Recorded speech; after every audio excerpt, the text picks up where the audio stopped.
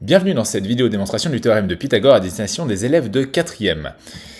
Donc moi je vais vous présenter une démonstration du théorème de Pythagore, celle par soustraction d'air. Il en existe d'autres, celle proposée par Euclide, celle du théorème de Gauguin, celle qui utilise le produit scalaire, et enfin une découverte récemment par 2 lycéennes américaines, celle qui utilise la trigonométrie. Je vous présenterai dans une prochaine vidéo ces démonstrations. Nous, on va faire par soustraction d'air. Je vous invite à prendre des feuilles, des ciseaux, des crayons et de quoi écrire de façon à pouvoir la faire en même temps pour suivre. Alors, je prends un rectangle. Je découpe un rectangle avec une largeur et une longueur donnée. Moi, j'ai mis A et B pour montrer que ça marche avec n'importe quel rectangle, mais vous prenez des nombres, c'est plus facile avec des nombres entiers, bien sûr, comme vous voulez. Si vous voulez des nombres pas entiers, vous le faites aussi. Comment est-ce que je calcule l'aire de mon rectangle? Eh bien, je fais longueur fois largeur, ici, donc A fois B. Je vais garder cette mesure dans un coin pour plus tard. J'ai un rectangle, je vais faire des découpages de façon à avoir 4 fois le même rectangle. Et 2 de ces rectangles, je vais les couper selon leur diagonale pour obtenir 4 triangles. Vous remarquez que ce sont des triangles rectangles avec des angles droits. Comme on est dans Pythagore, c'est quand même pas mal. Je vais disposer maintenant, un petit peu particulièrement, ces triangles rectangles. Je vais former un carré. Donc, ce carré, on voit, c'est l'extérieur qui est délimité par mes 4 triangles. L'aire de ce grand carré, eh bien, pour la calculer, je prends A, qui est la largeur de mon rectangle, donc qui est devenu un des côtés du triangle, et B. Ces deux-là, je les additionne. Et comme pour calculer un carré, on fait côté fois côté, je mets tout ça au carré. Pareil, je garde ça dans un coin, ça peut vous être utile pour vos calculs à vous. Bien, moi ce qui va m'intéresser, c'est l'aire de ce carré qui est vert. Parce que oui, c'est un carré. Je ne vais pas démontrer maintenant que c'est un carré, mais c'est un carré. Alors, l'aire du carré vert, comment est-ce qu'on la calcule? On prend l'aire de tout le carré, auquel on va enlever l'aire d'un rectangle.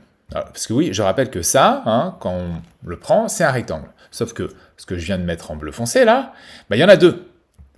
Donc, il y a 2 rectangles à enlever. Donc, l'aire du carré vert, on le met dans un coin, c'est l'aire du grand carré, moins 2 fois l'aire du rectangle. Je vais disposer maintenant autrement mes triangles.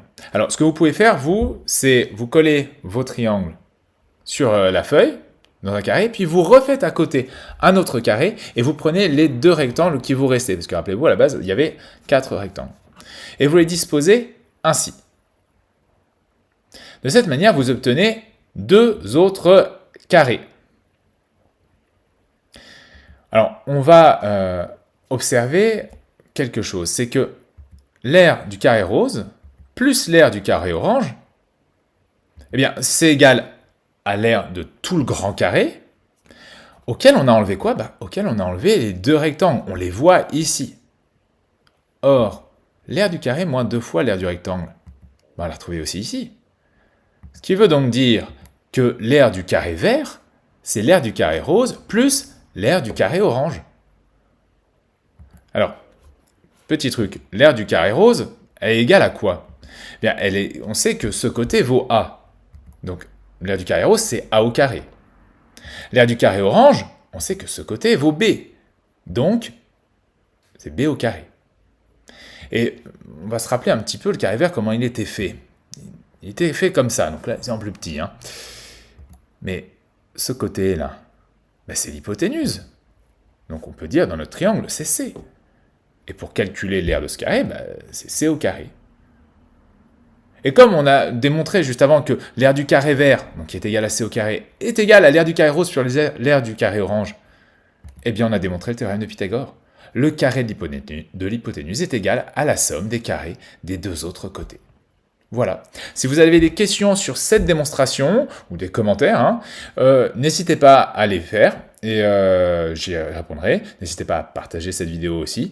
Et puis, sinon, voilà.